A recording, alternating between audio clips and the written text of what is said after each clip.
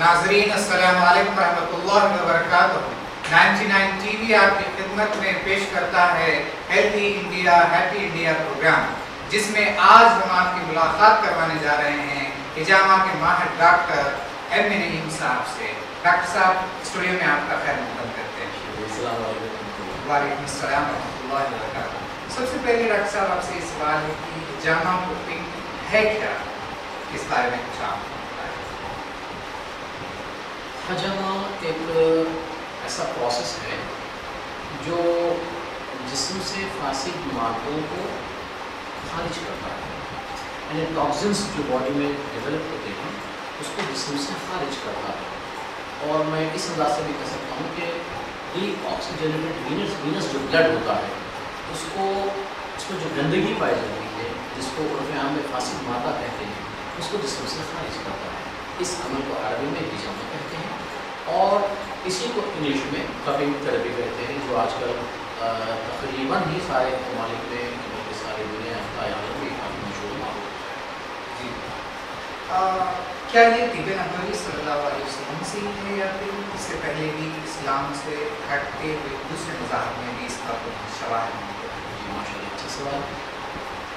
हिजामतुल इस्लामिया ये तो बिल्कुल ठीक अरबी लफ्ज़ है, इस्तिलाह है। ये तिब्बे नबवी के मेडिसिन का एक हिस्सा ब्रांच है हिजामतुल इस्लामिया। लेकिन हिजामा की हम तारीख़ देखेंगे तो हिजामा की तारीख़ तो बहुत करीब है। क्यों? बल्कि मैं ये कह सकता हूँ कि जब से इलाज शुरू हुआ है, जितनी पुरानी इलाज की तारीख़ है उतनी पुरानी हिजामा की तारीख़ है, लेकिन उसकी इस्तिलाहात अलग अलग रहे। जैसे तिब्बे नबवी इस्लामी मेडिसिन कहलाता है, यूनानी मेडिसिन एक कदीम तरीक़ा इलाज है, और हमारे मुल्क हिंदुस्तान भारत में आयुर्वेद मेडिसिन है। इस तरीके से दुनिया के मुख्तलिफ ममालिक में मुख्तलिफ पुराने कदीम तरीक़े इलाज जो हुआ करते थे, हर उस तरीक़े इलाज में हिजामा था, उसका कुछ और नाम था। जैसे यूनानी में जो है फसद लगवाना एक लफ्ज़ है, और सींघें खिंचवाना ये भी एक इस्तिलाह है। तो फसद में होता ये था कि आप बॉडी में किसी मुकाम पे गंदा खून है, आप चाहते हैं कि वहाँ से निकाल दें, तो वहाँ के रगों को, मुख्तलिफ रगों की कई मुख्तलिफ नाम है ओल्ड मेडिसिन में भी, तो उसको वहाँ से खोल के उसको बोलते हैं फस्द खोलना। इस तरह सींघें लगवाना ये भी एक इस्तिलाह है।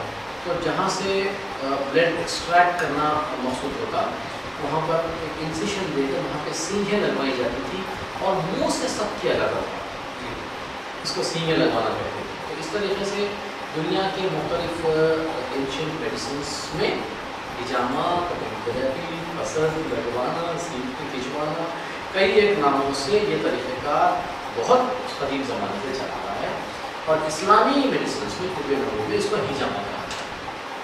डॉक्टर साहब, एक सवाल आपसे कि क्या इस हिजामा थेरेपी से मुस्तकिल इलाज किसी बीमारी का क्या है? अच्छा सवाल है। दरअसल बात यह है कि जिस्म में जब फासिद मादे पैदा हो जाते हैं, मैं उसको बिल्कुल ब्रीफली बोलूँगा, क्योंकि अगर उसको मैं एलाबोरेट करूँ तो कई लेक्चर्स हो जाए खाली इसी टॉपिक पे, मॉडर्न साइंटिफिक एतबार से और तिब्बे नबवी के एतबार से। लेकिन मैं उसको ब्रीफली मैं आपके सवाल का जवाब दे दूँ ताकि आप और नाज़रीन भी जो उसको अच्छी तरह समझ जाए कि जिस्म में फासिद मादे जब पैदा होते हैं तो जिस्म में कहीं ना कहीं बीमारी पैदा करते हैं। तो फासिद मादे पैदा कहाँ होते हैं? वो खून में होते हैं। जब खून में पैदा हो जाते हैं तो सर के बाल से पैर के नाखून तक कहीं भी कोई भी बीमारी पैदा कर सकते हैं। जैसे दिमाग की बीमारियाँ, नर्वस डिसऑर्डर्स हैं, और वैस्कुलर डिसऑर्डर्स हैं, रगों की बीमारियाँ हैं, कार्डियक डिसऑर्डर्स है, वैसे ही और मुख्तलिफ ऑर्गेनिक डिसऑर्डर्स है और सिस्टमिक डिसऑर्डर्स पैदा करते हैं। मोटी बात में अगर मैं कहूँ तो ये है कि ब्लड प्रेशर, ये हकीकत में है क्या? जिस्म में फासिद मादे का पैदा हो जाना, हम उसको नहीं निकालते और प्रेशर बढ़ जाता है तो गोली दे के प्रेशर को कंट्रोल करते हैं, जबकि प्रेशर कंट्रोल नहीं होता बल्कि रुका हुआ होता है। क्योंकि आप गोली मत खाइए फिर प्रेशर सेकेंड बढ़ गया तो इलाज थोड़ा ही हुआ, इलाज नहीं।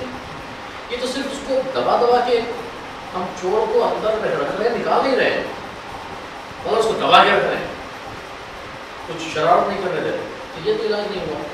تو حجامہ کرتا کیا ہے؟ حجامہ کرتا یہ ہے کہ جسم سے فاسد مادے کو خارج کر دیتا ہے، کہ فاسد مادہ خارج ہو جائے گا تو جہاں بھی یہ بیماری پیدا کر رہا تھا وہ بیماری آٹومیٹیکلی دور ہو جائے گی۔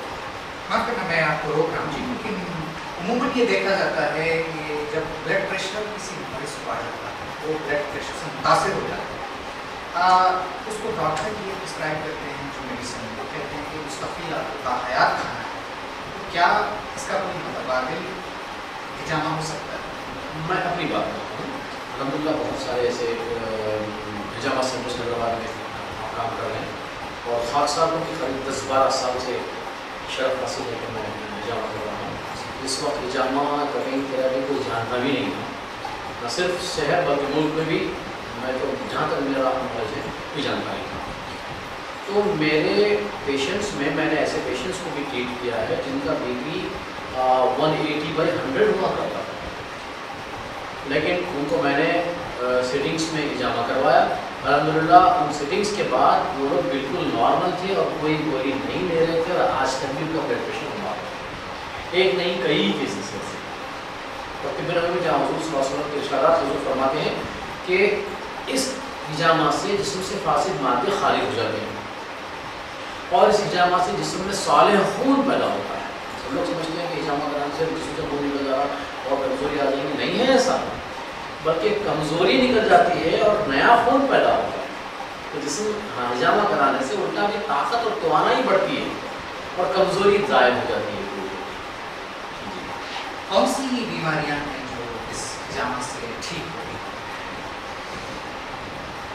تقریباً ہر بیماری میں حجامہ کام کرتا ہے، تو اس کا ماخذ جو ہوتا ہے وہ فاسد مادہ ہوتا ہے، اور جب یہ ٹاکسنس بلڈ ٹاکسن جب نکال دیے جاتے ہیں تو بیماری دور ہو جاتی ہے۔ لیکن بہت ہی جلد فائدہ اور بالکل ظاہراً جو فائدہ ہوتا ہے اسکن ڈس آرڈرس ہے، ارٹیکیریا ہے، الرجک اسکن ڈس آرڈرس ہے، خراش کہتے ہیں، کھجلی کہتے ہیں، تو برسوں سے لوگ پریشان تھے، ڈرمٹولوجسٹ کا ٹریٹمنٹ لے رہے تھے، اینٹی ہسٹامینس گولیاں کھا کے پریشان تھے، کھاتے ہیں کوئی فاقہ ہوتا ہے، پھر گولی چھوڑتے ہیں تو پریشان رہتے ہیں، پھر گولیوں کے سائڈ افیکٹ میں اینٹی ہسٹامینس میں ہوتا ہے کہ بالکل غرور کی تعبیر رہتی ہے، جن پر بیچارے اپنے کام میں توجہ برابر دے نہیں پاتے ہیں۔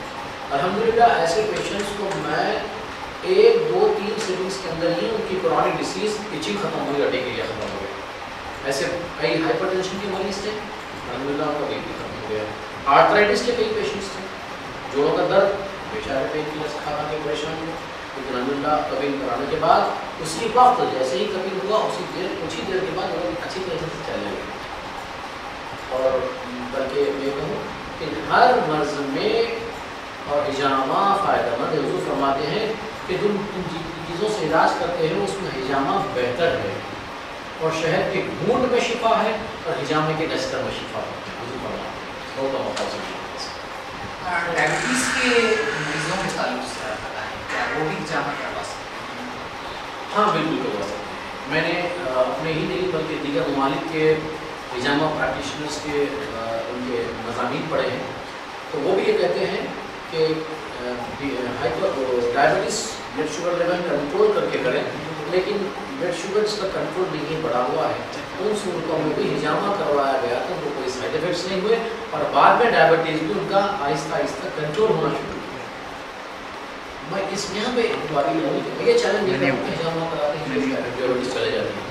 میں اکثر دیکھتے ہیں لوگ کہتے ہیں کہ کھا لیجیے ڈائبٹیز ختم ہو جائے گی، ایسا چیلنج جو ہے مناسب نہیں ہے، اس لیے کہ اس پہ ساری دنیا میں ریسرچ چل رہا ہے، لیکن فائدہ ضرور ہوتا ہے۔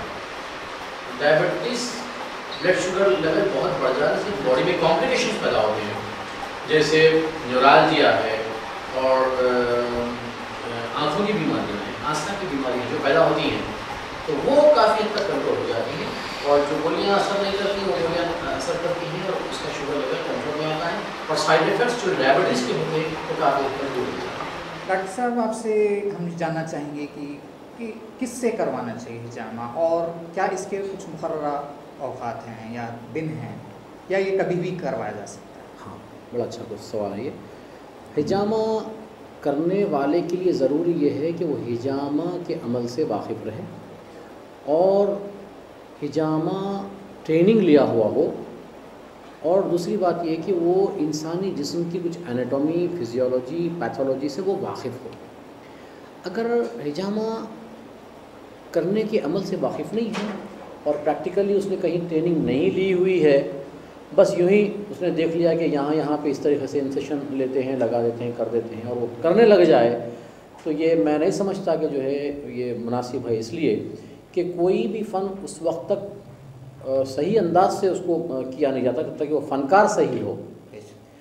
تو ڈاکٹر اگر ہو تو بہت اچھی بات ہے، اگر کوئی ڈاکٹر نہیں بھی ہے تو ایٹ لیسٹ جو ہے حجامہ کی وہ پریکٹس کیے ہوئے ہوں اور پریکٹیکل ٹریننگ لیے ہوئے ہوں، جس میں انسانی جسم، انسانی امراض کے بارے میں علم ہو، اور حجامہ کے اس کے آگے پیچھے جو اس کی معلومات ہیں حجامہ کی، وہ بھی وہ رکھتا ہوا ہو، اور احادیث شریف میں جو اس کے متعلق آئے ہیں، کرنے کے ایام ہیں اور نہیں کرنے کے اوقات ہیں، ان سے وہ واقف ہو۔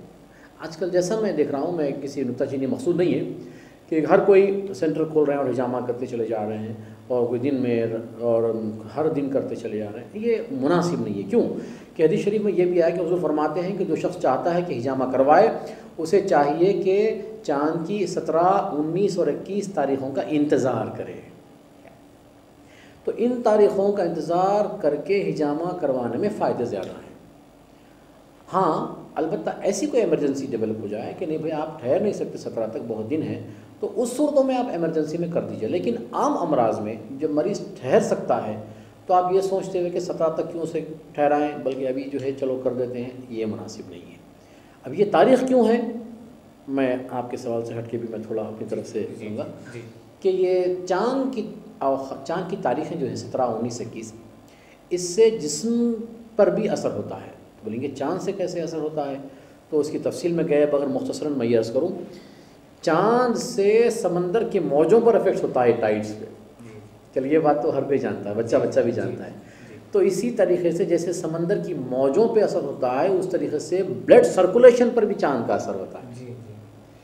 تو حدیث شریف کے مطابق جب اس پہ ریسرچ کیا گیا کہ کیوں انہی تاریخوں میں، تو ہوا یہ کہ ان تاریخوں میں جسم کے جو گندگی فاسد مادے ہوتے ہیں وہ اوپر پیریفری کی طرف آتے ہیں۔ جب ان دنوں میں حجامہ کیا جاتا ہے تو وہ گندگی فاسد مادے آسانی سے نکل جاتے ہیں۔ تو اس طریقے سے ایک آدمی فاسد مادوں سے پاک ہو جاتا ہے اور ایک صحت مند زندگی گزار سکتا ہے۔ تو وہی کرے کپنگ تھراپی، حجامہ، جو اس فن سے واقف ہو، اس نے پریکٹیکل ٹریننگ لی ہوئی ہو، اور انسانی جسم اور صحت کے متعلق اور اس سے متعلق جو احادیث شریفہ آئی ہیں ان سے کما حق وہ واقف ہو۔ حجامہ سے انسان پر جو ہے کوئی مضر اثرات مرتب ہوتے ہیں؟ حجامہ خود چونکہ جسم کے مضر اثرات کو دور کرنے کے عمل کا نام ہے، اس لیے اس سے کوئی اور مضر اثرات ہوں گے یہ کوئی خدشہ ہے ہی نہیں اس کے اندر۔ ہاں لیکن بعض صورتیں ایسی ہیں جس میں احتیاط لازم ہے۔ بعض کہتے ہیں ہمارے مریضوں میں کہ بھئی ہم وہاں گئے تھے حجامہ کرواتے ہی فوری ہم کو چکر آ گئی، گر گئی۔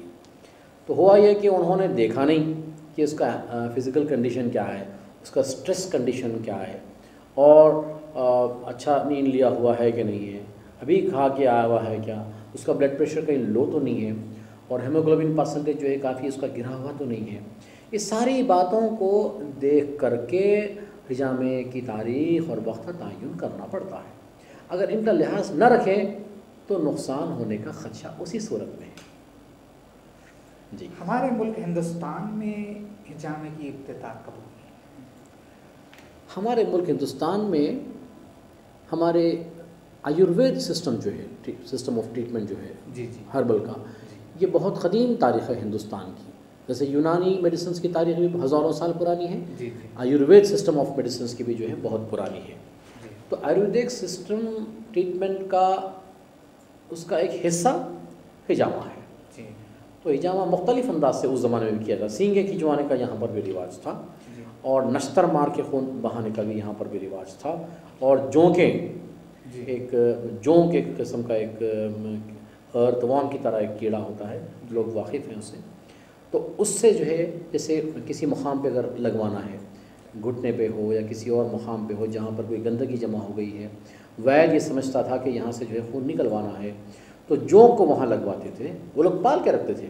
बल्कि आज भी ये जोंक लगवाने का मैं सुना कि हमारे तेलंगाना, बल्कि आंध्र प्रदेश बोलना चाहिए, गैर मुनक़सिम हमारी रियासत में इसी मुकाम पे ये प्रैक्टिस की जा रही है। वो लोग जोंक पाल के रखते हैं, वो लगवा देते हैं। जब वो जोंक वहाँ लगा दी जाती है तो वो खून चूसना शुरू करती है। जितना खून वैद को जिस्म से निकालना मकसूद होता है, उसके बाद में उस जोंक को वहाँ से अलहदा कर दिया जाता है। तो आयुर्वेदिक ट्रीटमेंट जो हिंदुस्तान का जो क़दीम तिब है, उसमें भी जो है हिजामा का लफ्ज़ तो नहीं था, लेकिन अपने दीगर नामों के साथ वो तरीक़ा राइज था। डॉक्टर साहब, आखिर में आपसे एक सवाल करते हैं। हिजामा जैसा आपने बताया कि उन तारीख़ों में जो है राइज है, करना जो है फ़ायदेमंद है, क्या ये दिल के मरीज़ जो होते हैं, जो हार्ट अटैक के जो है ना पेशेंट्स हैं, जो मरीज़ हैं, क्या वो भी ये करवा सकते हैं? बहुत अच्छी बात, बड़ा अच्छा सवाल आपने किया। ये ख़ास तौर से cardiac disorders, valvular disorders, vascular disorders, दिल के अमराज जी, इनके वजूहात क्या हैं? रगों में जो है ऐसी गंदगी जमा हो जाती है जिससे रगें सख्त हो जाती हैं, जिससे प्रेशर वगैरह होता है, आर्टीरियोस्क्लेरोसिस वगैरह उसकी तफसीलात हैं। या फिर उसके लैटरल वेजल्स पर प्रेशर बढ़ जाना, जिसकी वजह से प्रेशर बढ़ता है खून का, और वो खून का प्रेशर बढ़ते बढ़ते रगों से दिल पर भी असर करता है, और मुस्तकिल ये ब्लड प्रेशर बढ़े रहने से वैसे दिल फैलना लगता है, जिसे कार्डियोमेगाली कहते हैं। मुस्तकिल जो ब्लड प्रेशर अगर बढ़ा हुआ रहे तो दिल भी फैलता है। तो ये और दिल के और वैस्कुलर डिसऑर्डर्स, कार्डियोवैस्कुलर डिसऑर्डर ऐसे जितने भी हैं, हिजामा की तरफ से जो फासिद मादे ब्लड वेजल्स में आ जाते हैं, जो खून की रगों को ख़राब करते हैं या खून को ख़राब करते हैं, दिल के साख को ख़राब करते हैं, जब हम हिजामा करते हैं तो फासिद मादे निकल जाते हैं। ऑटोमेटिकली दिल या दिल के रगें जो मर्ज़ से मुतासिर थी, अल्हम्दुलिल्लाह सेहतमंद होनी शुरू हो जाती हैं।